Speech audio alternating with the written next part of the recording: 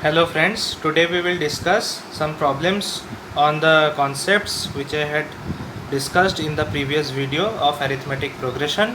If you want to watch that video, I have put the video link in the description box, you can check it out.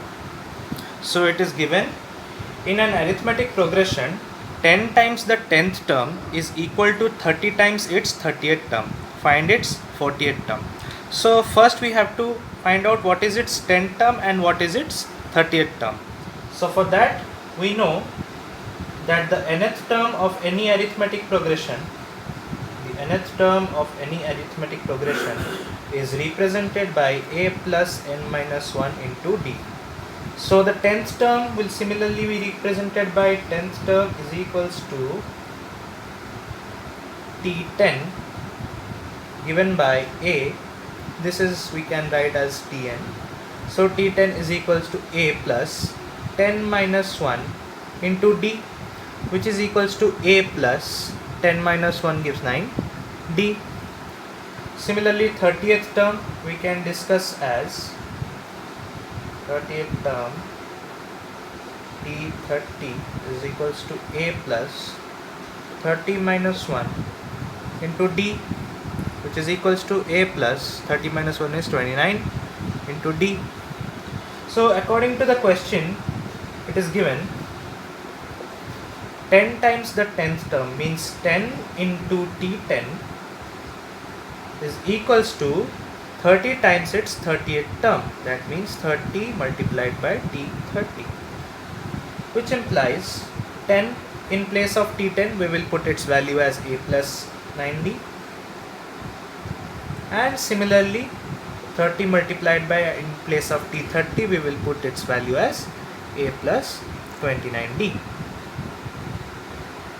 Now we will simply multiply 10 into a is 10a plus 10 into 9d is 90d, which is equals to 30 into a is 30a plus this is 870d.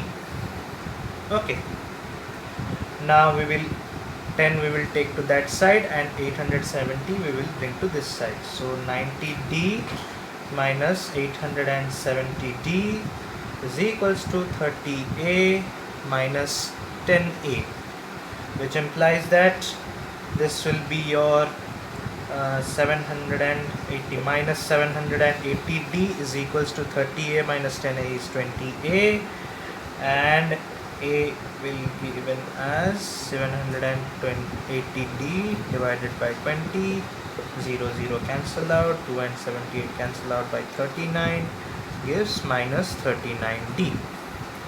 It is asking find its 40th term. So similarly by applying this formula we will write its 40th term will be given as a plus 40 minus 1 into d, which is equals to, this is 1, a. What is a? The value of a is minus 39d plus 40 minus 1 is 39d. 39d and 39d they cancel out, so this gives us 0. In fact, this shows us the concept: if m times the mth term is equals to n times the nth term, implies that m plus nth term is always equals to 0. Okay, this is if. This is a formula. That means, for example, if 3 times third term is given as 7 times the 7th term, then 3 plus 7th term is equals to the 10th term will be equal to 0. Okay, So it is given, determine the value of k for which k square plus 4k plus 8, comma 2k square plus 3k plus 6 and 3k square plus 4k plus 4 are in arithmetic progression. Okay, let's solve this one. Now what is given to prove the AP? Now k square plus 4k plus 8 and 2k square plus 3k plus 6 and 3k square plus 4k plus 4. We are to prove that these three terms are in arithmetic progression. That means they are in the given order. We cannot change the order. That is, we cannot bring the first term to the second or the second term to the first. That means the difference between the first and the second term is d, and the difference between the second term and the third term is d, the constant difference. So first d1 is equals to, let us denote d1 by the first term, by the difference between the first term and the second term. Okay, by this minus this, 2k square plus 3k plus 6 minus this first term, k square plus 4k plus 8, which is equals to 2k square plus 3k plus 6 minus of k square minus 4k minus 8. 2k square minus k square gives us k square, 3k minus 4k gives minus k, 6 minus 8 gives minus 2. Similarly, let us denote d2 as the difference between the second term and the third term. That means 3k square plus 4k plus 4 minus of 2k square plus 3k plus 6.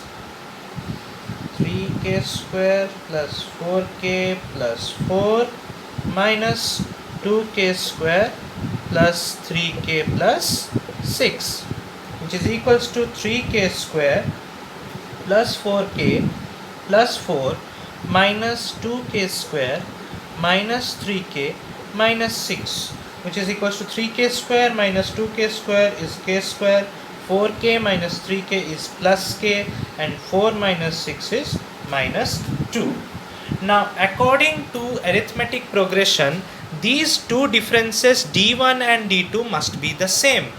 That means d1 must be equal to d2. We know that because the difference must be constant between successive terms of an AP, which is equals to d1, it is k square minus k minus 2, which is equals to d2 is k square plus k minus 2.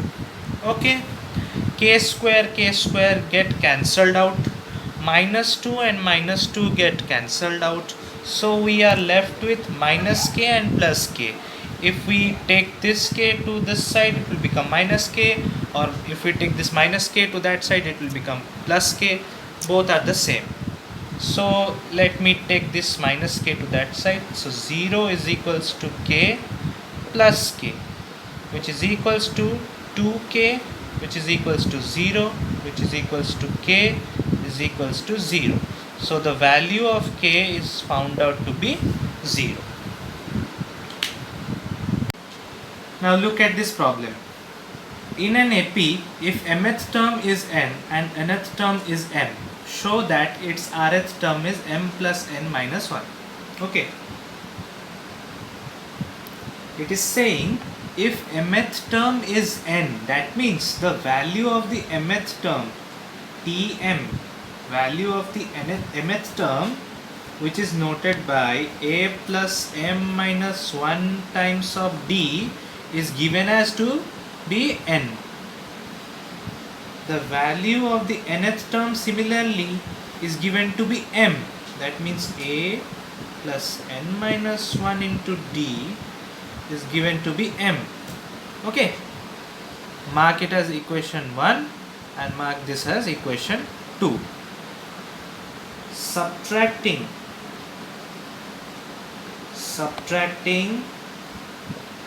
equation 2 from equation 1, we get, that means we will subtract this minus this. Okay, a plus m minus 1 into d minus this one, a plus n minus 1 into d within brackets is equals to n minus m. N minus m implies a plus m minus 1 into d minus a minus n minus 1 into d is equals to n minus m, which implies a get cancelled out. M, now d we will take as common in the next step. Okay, let me write this down for you. N minus 1 into d is equals to n minus m. In this step we will take d as common. So if we take d as common, what will remain? M minus 1 minus n minus 1, which is equals to n minus m. Then d will remain, so m minus 1 minus n plus 1. From the previous step, I have simply just opened the brackets using the minus sign, and I got this is equals to n minus m, which is equals to d, 1 and 1 get cancelled out, m minus n is equals to n minus m. Okay, which implies d is equals to n minus m divided by, we will take this to that side, m minus n, which is equals to, isn't it minus of m minus n? If we will take minus sign common from both the terms, then we will get minus of bracket m minus n whole divided by m minus n. Now m minus n and m minus get cancelled out, so we remain only with minus 1. So we have to show that its rth term is m plus n minus 1.